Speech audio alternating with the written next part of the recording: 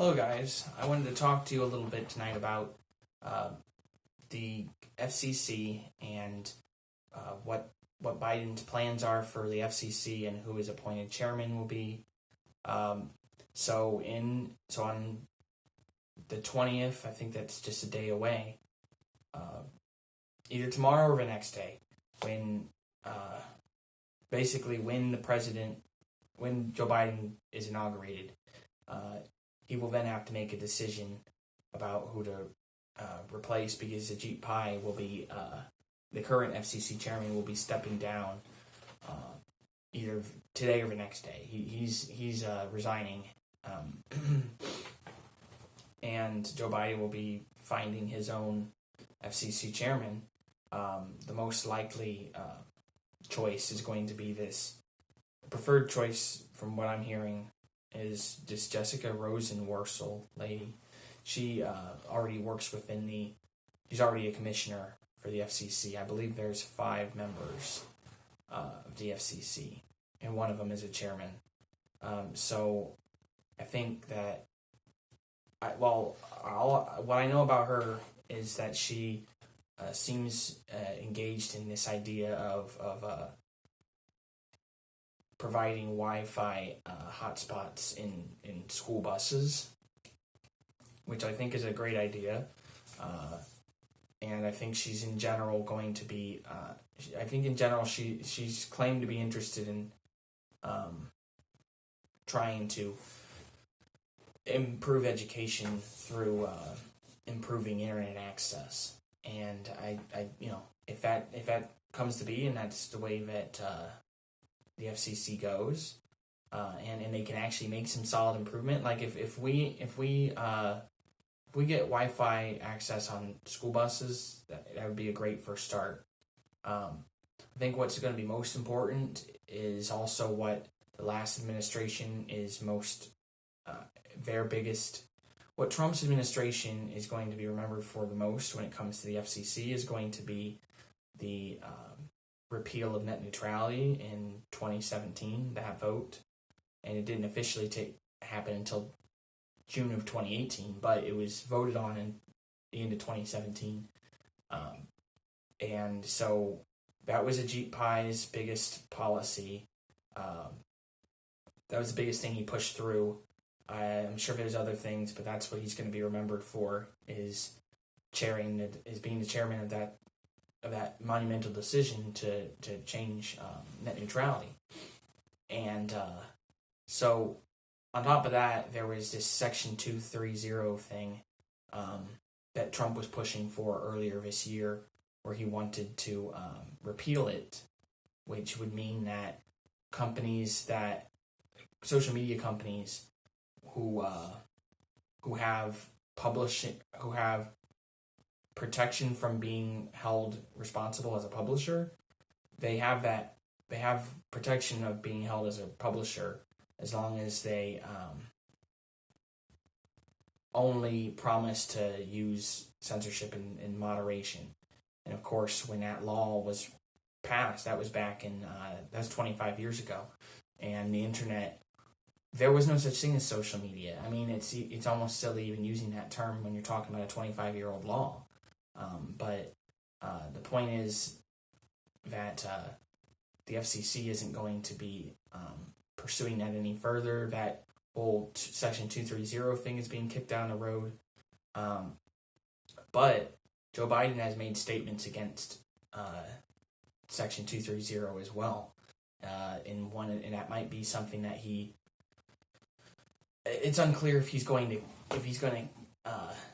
continue that policy of trying to fight net neutrality, because not fighting net neutrality, of trying to fight Section 230, because Section 230 because social media, it just depends if Joe Biden decides he wants to be tough on social media companies and big tech in general, which I would be surprised if he does. It's been pretty clear that big tech has picked their candidate. They picked their candidate the day that Trump got inaugurated. It seemed like it was going to be whoever ran against him. Now I know that it's not that overt, but the bias against Trump in this election cycle has been kind of unreal. So Joe Biden definitely owes big tech to an extent for helping him. I mean, the pandemic got him elected primarily, but big tech helped, and so I don't know. I would find it hard to believe. I'd be surprised if he goes too tough on big tech in the way of pushing for the repeal of Section 230 of the Internet Protection Act, some act about the internet back from mid-90s. It's doubtful that Section 230 thing that Joe Biden's going to repeal it. I would be surprised if he did, even though he campaigned on it.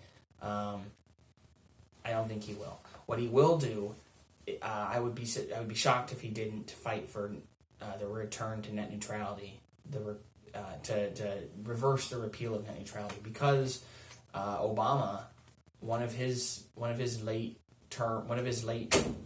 second term decisions was he fought for net neutrality. That was one of I give Obama a lot of credit for that. That was one of his best decisions, was to continue pushing for net neutrality. So I think Biden's going to be on the right side of net neutrality, and he's going to try to get us back in. He's going to try to reinstate net neutrality before the course that Trump's FCC is taking takes us down any further in this limbo of not knowing how of having that kind of power within the hands of the internet service providers. So hopefully we get Wi-Fi on our buses, and hopefully net neutrality is reinstated, and hopefully although Biden campaigned on repealing Section 230, same as Trump, I don't think that he has the fight in him. Trump actually had personal stakes in it, while Biden was, if anything, gained significantly by social media policies of censorship. So I think that. And lastly, I should mention that that Biden plans. He has a proposed $1.3 trillion infrastructure plan, and he plans on allocating $20 billion of that, $20 billion out of the $1.3 trillion towards broadband infrastructure investment in rural areas. So that's something that he's stated. That's the only thing. That's the only thing of what I mentioned that was explicitly stated by Biden since the inauguration, since the election, is his plan of allocating funds with his planned infrastructure, with his infrastructure plan. So we'll see how that goes, but expect things to get. I'm not a fan of Biden. I didn't vote for him, but I do think he's going to get the FCC back on track, at least to the bare minimum, and I think he'll pass the bare minimum, which is to just get net neutrality reinstated. If he does that much, I'd be happy when it comes to net neutrality.